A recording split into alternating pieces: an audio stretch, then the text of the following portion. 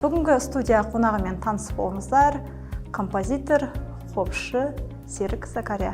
Біздің сізбен қозғайтын тақырыбымыз ұлттық құндылықтар. Оның ішінде ұлттық құндылықтар ұлттық құрметтеуден басталады. Енді осы қобыз аспабына келейікші, жалпы енді ұлттық болмысымыздағы негізгі аспаптардың бірі ғой. Өзіміздің өнердегі ұстазымыз Елубай Кенжалиев деген кісі: балам, сен не қылып жүрсің басқа елде деп.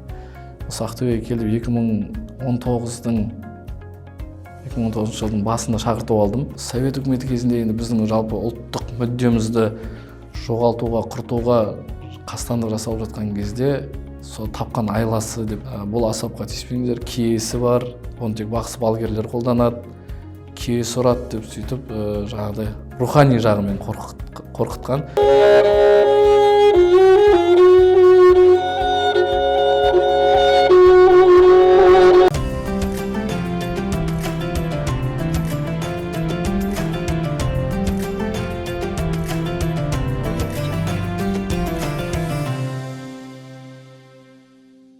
Ассалаумағалейкум, армысыздар қадірлі көрермен, сіздермен бірге жұмадағы жүздесу бағдарлама тізігін ұстайтын мен Ақтолқын Тажикова. Бүгінгі студия қонағымен таныс болыңыздар. Композитор, қобызшы Серік Закария. Қош келдіңіз. Қош көрдік. Бүгін енді біздің сізбен қозғайтын тақырыбымыз ұлттық құндылықтар. Оның ішінде ұлттық құндылықтар ұлттық құрметтеуден басталады. Енді бұл тақырып жалпы өзіңізге өте етене жақын тақырып десек те болады, Серік. Себебі фольклорлық ұлттық өнімдер тұрғысынан жұмыстанып келе жатқан, яғни композитор ретінде, музыкант ретінде, қобызшы ретінде өзіңізді халық таниды. Сұхбаттың әрқайсысынан бастайықшы. Қазіргі таңда соңғы уақытта трендте осы ұлттық музыкалардан топтамалық жұмыстар жасалу қолға алынып келе жатыр. Бұған сіздің көзқарасыңыз қалай? Енді оны бір насихаттың қазіргі заманауи бір тармағы деп білуге болады деп ойлаймын. Ол енді жалпы енді музыка көп насихатталып, көп тұтынуға ие болып жатыр ғой, қай музыкада. Соның ішінде жаңағыдай трендке айналдыру үшін әр музыкамен жұмыстанатын адам соны ойлайды бірінші қазір. Оған енді фольклор жанрының өзіміздің ұлттық музыкамыздың сол қатарға қосылып, солай орын алып, сол бағытта жұмыс жасалып отқанын негізі қуантады. Басқа елдің, басқа жанрдың музыкаларынан гөрі өзіміздің фольклорымыз, ұлттық музыкамыз трендке айналса, енді бұл жақсылықтың бір нышаны деп білемін өзім. Болашағы мүмкін бар. Бірақ енді әйтеуір насихаттау керек, әйтеуір өткізу керек, әйтеуір трендке айналдыру керек деп осы ұлттық музыканың құнын түсіріп, сапасын түсіріп жүрмесе екен деймін, болды. Тамаша, енді бұл жағы өте жақсы айтылды. Өзіңіз жастардың қатарында ретінде қарап отырсақ, енді әлеуметтік желіні белсенді қолданбасаңыз да, бірақ әлеуметтік желідегі тренд мәселесін жақсы білесіздер деп ойлаймын. Жаңа сөз басында айтып қалдыңыз, ұлттық бояудан айырылып қалмаса екен деп, ұлттық құндылықтың негізіндегі трендті, хайпты қуалап, негізгі болмыстан айырылып қалма мәселесін алдыңғы орында қоятыныңыз сөз басында айтылып отыр. Енді сіздердің Закария Продакшнның жұмыстарына келейікші. Осы тұрғыда қазіргі таңда қандай жұмыстар атқарылып жатыр? Бұл енді көптен бергі ойда жүрген жоспар болды. Енді мен тек қазір бір продакшнның жауапкершілігі емес басында. Продакшнның өзінде бізде бағыт көп қой. Тек қана мен ол продакшн тек фольклор, ұлттық музыкамен жұмыс жасап жатқан жоқпын. Әртүрлі жанрда жұмыс жасап жатқасын бір ойластырып, қалыптастырып, осы фольклорға, ұлттық мүддемізге бір көңіл бөлейік деп не істесек болады деп ойластырып, біз қазір өзімнің бауырым бар, өте шығармашыл адам, сондай негізгі мамандық ол актер, бірақ ақындық қасиеті бар, композиторлық қасиеті бар, оның өзінің шығарған әндері бар. Сол бауырым Рахат Төрежан деген. Осы бауырымның әндерін біз қазір қазақтың ұлттық аспабы бар, шертер деген аспап. Енді ондай қатты көпке бір танымал аспап емес. Бірі білсе, бірі білмейді. Домбыра сияқты, қобыз сияқты өзінің жаңағыдай атын қалыптастырған аспап емес ол әлде. Бірақ қолданыста өте жақсы аспап. Осы шертер деген аспаппен біз қазір рубрика ашып, жалпы видеолар түсіреміз деп, өзіміздің каналымызға саламыз деп солай жұмыстанып жатырмыз. Енді ол әрекет бізден ары қарай енді жақсы қолдауға, жақсы сұранысқа ие болып жатса, одан да үлкен жобаларды жүзеге асырамыз деген ойымыз бар. Шертерді жалпы негізі ол аспаптың атауында шертіп ойналатын аспап болғасын шертерді, бірақ біз оның екінші мағынасын шер және тер деп екіге бөліп, біріккен сөз ретінде бөліп, шер, тер деп екі сөз қылып пайдаланып жатырмыз. Рубрикамыздың аты солай. Яғни шер тарқату, тердің астында еңбек жатыр деген сияқты. Енді бұл аспап жалпы үнімен ұзына қазіргі жақсы бір сұранысқа, қолданысқа ие болып кеткен шетелдің аспабы бар, укулеле. Сол аспаптың жалпы музыкалық мінезін бере алады. Тура сол сияқты сүймелдей алады. Ол аспаптан енді артық деп айтпасақ, кем аспап емес. Бірақ насихат аз болып тұрған аспапта. Жалпы осы жағын қолға алып, бір атап, дөп басып айта алатын жеріміз. Ал қалған енді нақты бүйтіп ұлттық музыкаға тек қана осылай қызмет етеміз деген ой жоқ, бағыт жоқ, негізі шыны керек.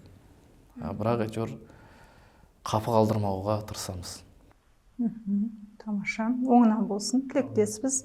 Енді сіздің продакшннан жалпы жұмыстанып жатқан жастардың қатарында нашид орындайтын жас әншілер де бар, байқауым бойынша. Ердәулет. Сол туралы айтып отырсаңыз. Ердәулетпен мен өзім осы беріде тек танысқаным. Жалпы мен енді продакшнда жалғыз өзім емес жұмыс жасайтын, қасымда бауырларым бар, інілерім бар. Сол іште қазір қызметте жақсы өзінің орнын қалыптастырған Ақжол деген інім бар. Сол інімнің досы. Сол екеуін танысып, жалпы Ақжол таныстырды. Сол кезде көріп, видеоларын көріп, одан кейін ішке келген кезде жұмыстарын көріп, сөйтіп, жалпы қазір бірігіп жұмыс жасап отырмыз. Ердәулетпен де. Өте ізденімпаз, сондай жігіт. Енді мен айтып тұрмын ғой, бұл жерде біз бір нақты бір бағытқа, бір ұлттық музыканың бағытына, болмаса рок болсын, ол діни бағытта болсын, нақты бір фокус қойып, осы бағытта ғана жұмыс жасаймыз деп жасамаймыз. Келеді, қандай қабілеті бар, сол қабілетіне қарай, біздікі тек ары қарай бар көріп тұрған дүниемізді қолдап, соны бір туынды қылып шығарсақ, сол мақсатымыз сол негізінде. Ең бастысы сіздердегі жұмыс сапаға қарай жұмыста атқарылады, Барынша сапаға қарай.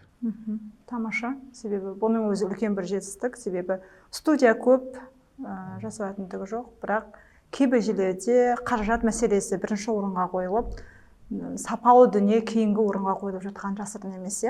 Бұл тұрғыда, яғни Заговаривай продакшнның сапалы жұмысын бірінші орынға айтсақ, ол артық етпес деп ойлаймын. Енді мынаған келейікші, өзіңізді халыққа таныстырып жатқанда айтып жатамыз, қобызшы ретінде, енді қара шаңырақ, өнердің қара шаңырағы, қазақ ұлттық өнердегі жаңағы консерваторияны бітірген өзіңіз мамансыз, яғни қобыз аспабын бітірдіңіз, қазіргі таңда сол бағытта жұмыстар атқарып келе жатсыз. Домбыраны көбіміз білеміз, қазақпен үндес, рух үндес деп жатамыз. Бірақ қобызға дәл сол секілді бір басымдық берілмей жатады кейде. Енді осы қобыз аспабына келейікші, жалпы енді ұлттық болмысымыздағы негізгі аспаптардың бірі ғой. Екінің бірі оны меңгере алмайды. Түсіне білген адам үшін, жалпы әсіресе өнер адамдарының ішінде де шыдамы жете бермейді. Сол тұрғыда келетін болсақ, жалпы өзіңіздің енді қобызды таңдауыңыз сіздің таңдауыңыз ба, ата-анаңыздың таңдауы ма, әлде қалай келдіңіз? Өзіме қызық жағдай, негізі ол кезде енді баламыз ғой. Алғаш колледжден бастадық 15 жасымызда. Ол кезде менде қобыз деген түсінік жоқ. сол ел қатарлы білетініміз тек домбыра, ән айту. Бірақ енді музыкаға жалпы мен өзім 5-6 жасымнан тығыз байланыста болдым музыкамен. Өйткені менің әкем де, анам да, жалпы әулетте бізде барлығы музыканттар. Сол музыканың ортасында жүргесін ол маған енді бір жаңалық болған жоқ. Жақсы тәрбиеледі. Кейін музыканы мен оқимын деп те ойлаған жоқпын. Мен негізі техник болып жұмыс жасаймын. Сондай компьютер жағына қарай кетемін, цифровой жағына қарай кетемін деп жүрген кезінде әкемнің айтқаны: балам, менің сенің бойыңнан көріп тұрған қасиетім, әкелік борышым ретінде мен сені музыкаға түсірем. Кейін ұнаса ұнады, ұнамаса ұнамады. Жалғастырасың, жалғастырмайсың өз еркің деп. Сөйтіп музыкаға тапсыратын болып шештім. Ол кезде де нақты қобызға деп оқуға тапсырған жоқпын. Әйтеуір экзаменге бардық. Түстің деді, түстік дедік. Сонымен оқуға келген кезімізде бір білдік қобызға түскенімізді. Ол енді оңай аспап емес. Енді басында маған да қобызды ұнату қиын болды өте. Өйткені дауысын тек телевизордан естіп жүргесін, күнде құлақтағы емес үн болғандықтан жатсындым. Бірақ енді жұбаныш ретінде айтты, бұл қобызға екінің бірі түсе бермейді, осындай талантың үшін түстің, оған қабілет көбірек керек деп басып жағдай жұбатып. Кейін келе енді құлағымыз үніне үйреніп тіл тауысып кеттім қобызбен жалпы. Одан кейін консерватория қабырғасында жүрген кезде де жалпы андай аспаптың болсын, жалпы қай нәрсеңде мүмкіндігін біле берген сайын, көре берген сайын оған деген қызығушылық арта береді ғой. Сөйтіп қызығушылығымыз артып, белгілі бір деңгейде бітіріп шықтық. Бірақ тек қана қобызбен тоқталған жоқпын. Басқа да аспаптарды игеруге тырысып, сөйтіп мультиинструменталист деген атқа ие болғымыз келіп, енді ол барлығы қызығушылықтан туған нәрсе, бір ат үшін емес, басқа үшін емес. Сөйттік. Енді қобыздың жалпы қоғамға бір шынымен жат болып кеткен жері, жалпы мен тарихи деректерден оқығаным, бақсының аспабы деп айтады, бақсылар қолданған деп айтады. Мен өзім енді сенбеймін, шын бақсыға да басқаға да сенбеймін. Сол себепте мен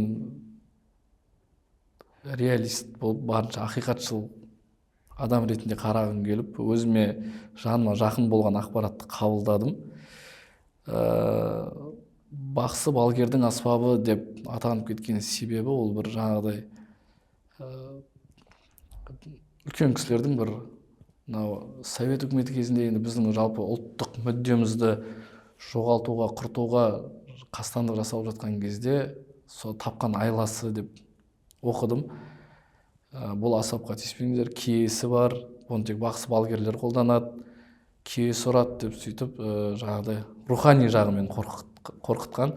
Сол түсінік содан қалыптасып, сосын оған тек қана совет үкіметінің кезіндегі орыстар ғана емес, өзіміздің қазақтар да жоламай кеткен сондай түсінікпен. Бірақ енді ол мен өзім тек аспапқа аспап ретінде қараймын. Оның жаңа бір киесі бар, басқасы бар деген. Бір үні бар, қазаққа жақын қоңыр үні бар. Сонысы мен ғана басқа аспаптардан мүмкін ерекшеленеді. Скрипкаға қарағанда қобызды көбірек жақсы көретініміз мысалы содан деген сияқты.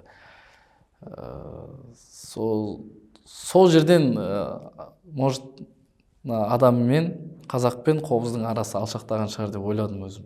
Ал енді домбыра екінің бірінің үйінде болды, шертпе аспап, оны әйтеуір ойнауда, үйренуде оңай. Қой бағып жүрген кезде, мал бағып жүрген кезде өзімен бірге алып кетуде оңай. Сөйтіп содан шығар мүмкін шамалы домбыраға бүйтіп домбыраның көлеңкесінде қалғаны. Жақсы. Енді домбыраның күтімін білеміз ғой, қалай сақталу жоғына келетін болсақ, қобыз аспабына келейікші. Оның күтімі ерекше болады деп естіп едік. Расында солай ма? Иә, жалпы негізі домбырада жақсы күтім талап етеді. Қалай күтесіз, солай шығады, солай сақталады аспап. Енді қобызда, мысалы домбыра тек ағашпен шектен жасалады да, қобызда қосымша тері бар. Ал бұл тері ауа райына, күннің райына өте қатты сезімтал болып келеді. Мысалға дабыл деген аспап бар, тағы сол теріден жасалады, ұрмалы аспап. Тері мен ағаштан жасалады. Тура сол екі аспаптың күтімі ұқсас бірін-біріне. Жылы жерде ұстау керек, құрғақ жерде ұстау керек. Мысалы біз гастрольдермен, концерттік сапарлармен теңіздің жағасына мемлекеттерге барған кезде бізге өте қиын болады. Енді қобыздың терісі ол кішкентай ғана. Жаңағыдай күтімін жасау оңайырақ. Дабыл деген аспапты мысалы келтіріп жатқан кезде, ол үлкен, көлемі үлкен аспап.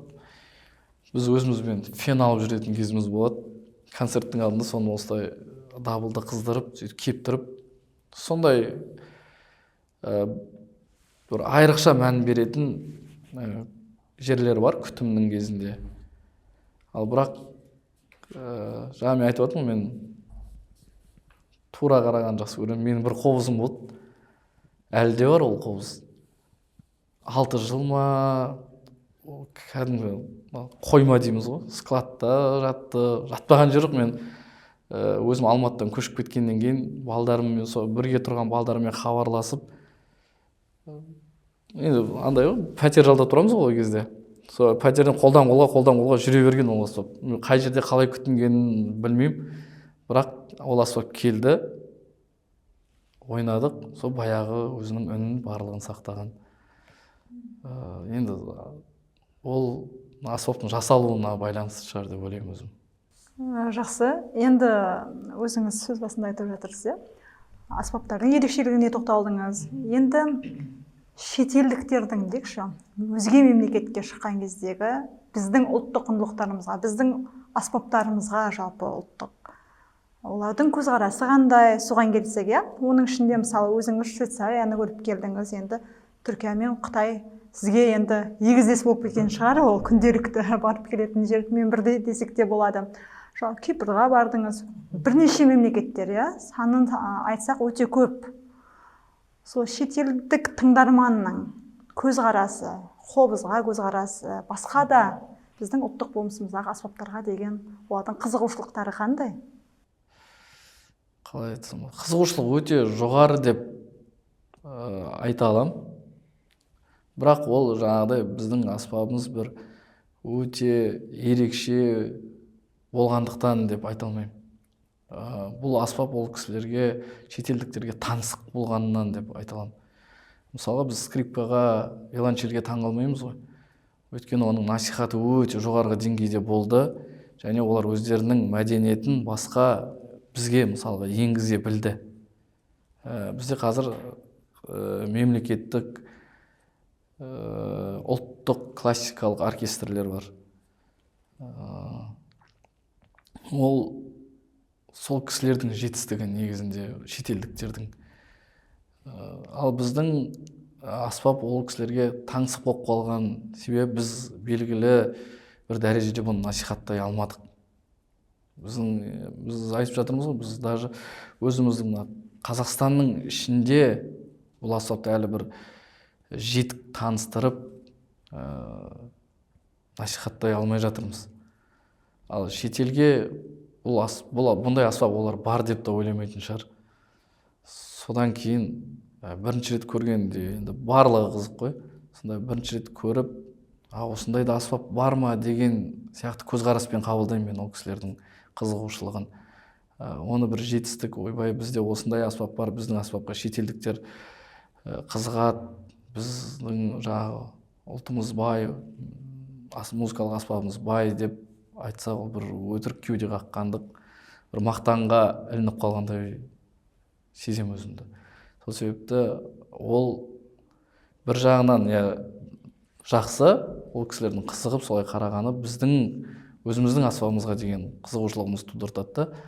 Ал екінші жағы жаңағыдай, ол кісілер бұл аспапты көрмеген болса, біз демек бұны белгілі бір халықаралық деңгейде насихаттай алмай жатырмыз деген сөз.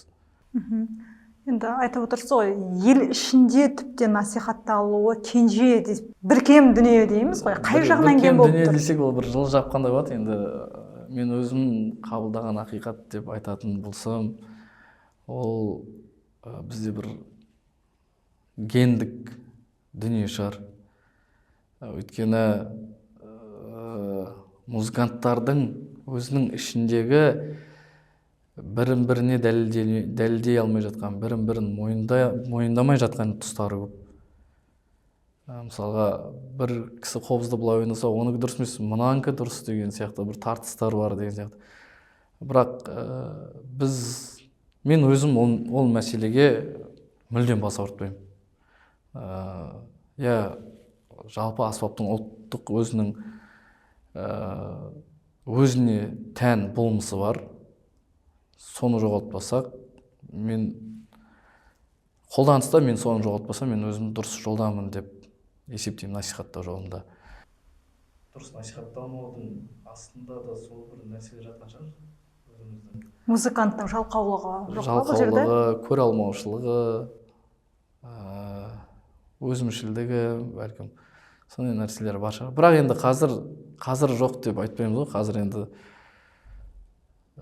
шығып қай аспаппен де бір қатардан осы нәрсенің барлығын арқасынан шешіп тастап, жоқ, мен осыны қолға алдым, мен осыны жол қылып бастадым, мен бұны бір белгілі бір деңгейге алып баруым керек деп ешкімнің сынына, ешкімнің сөзіне сынбай эксперимент жасап жаңалық ашқан жігіттер жоқ емес, қыздар жоқ емес, жасалынып жатыр.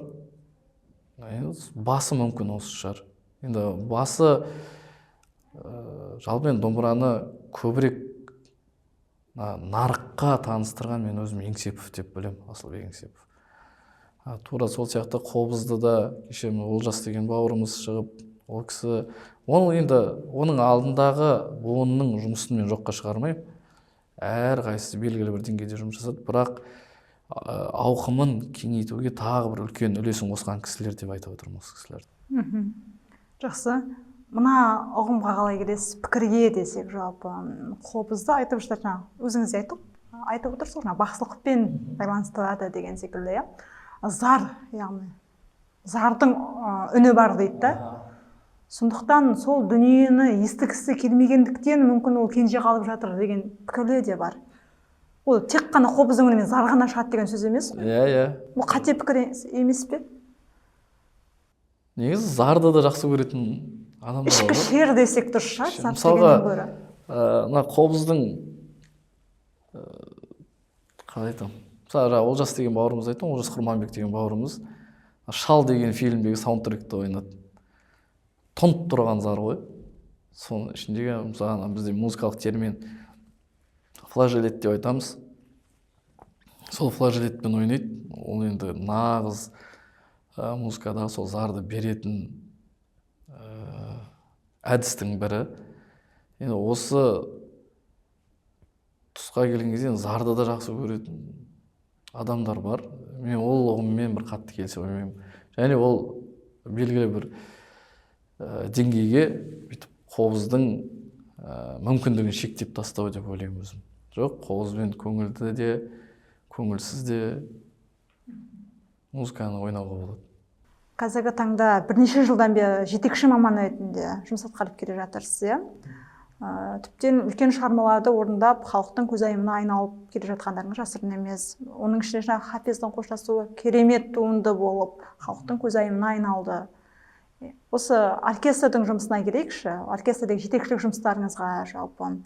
Қазіргі таңда осы Хафиздің қоштасуынан кейін тағы қандай туынды күтеміз сізден? Жалпы енді ең бірінші мен оркестрге өңдеп, жетекші болмастан бұрын өңдеп жұмыс бастадым. Музыканы алып, жаңағыдай бөліп, әр аспапқа. Содан кейін сол жұмысымызды көріп, өзіміздің өнердегі ұстазымыз Елубай Кенжалиев деген кісі, інім, балам, сен не қылып жүрсің басқа елде деп. Осы Ақтөбеге келіп 2019 жылдың басында шақыртып алдым. осы жақтан жағдайын жасаймыз. Осындай ұжым бар, соны береміз жетекшілікке деп. Арайлы Ақтөбе фольклорлық ансамбль деген ұжымды берді.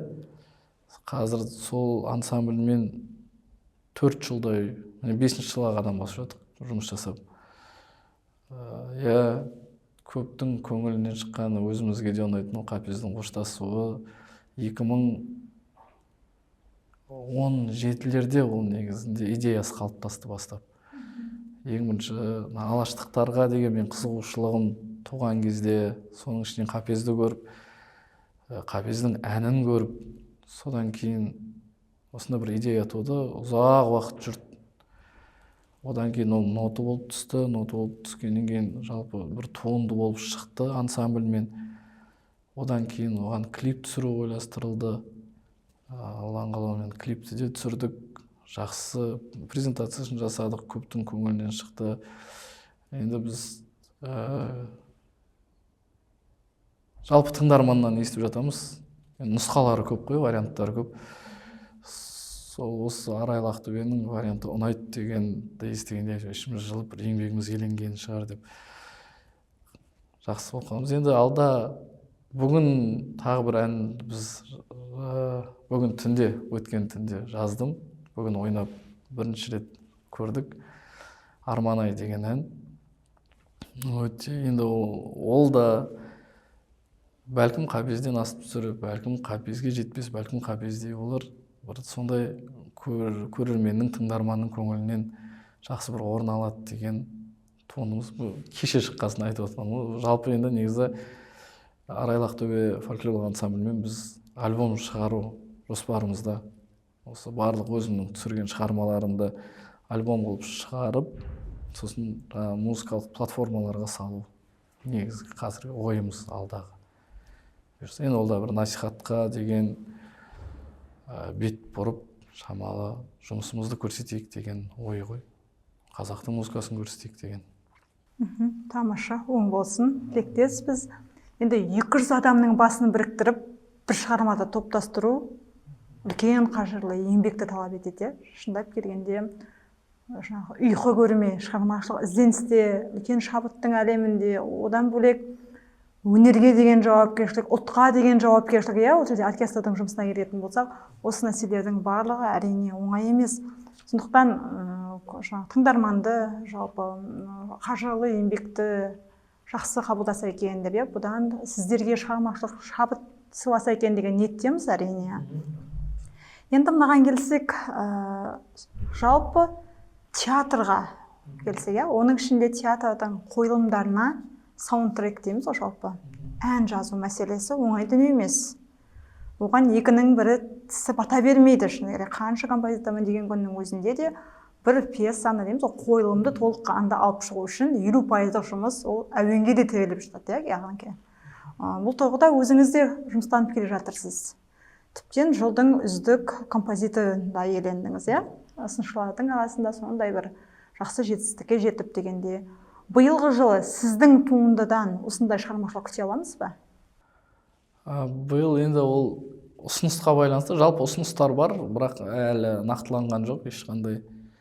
Бірақ нақтыланып жатса, әрине, ол процесс өзіме өте қызық процесс болып жатса, біз енді тек қана оны қуана жасаудан басқа шешім жоқ бізде. Енді Серік мырза бүгінгі тақырып аясында келіп, жалпы ұлттық құндылық, ұлт айнасы мәселесінде көбірек ашылмай жатқан кейбір мәселелерді тереңірек мүмкіндігінше эфир аясына ашып бергеніңізге рахметімізді айтамыз. Енді қазақта әдемі сөз бар, ақыннан хал сұрама, жыр сұра дейді. Енді қонаққа музыкант келіп отырғанда, қобызшымыз келіп отырған кезде, композиторымыз келіп отырғанда бір әдемі шығарма орындауыңызды көрерменге ұсынсақ. Бұйырса енді ықылас бабамыздың жезгек күйінен үзінді орындап берейін. Амандықта, саулықта келесі эфирде жүздескенше ағайын.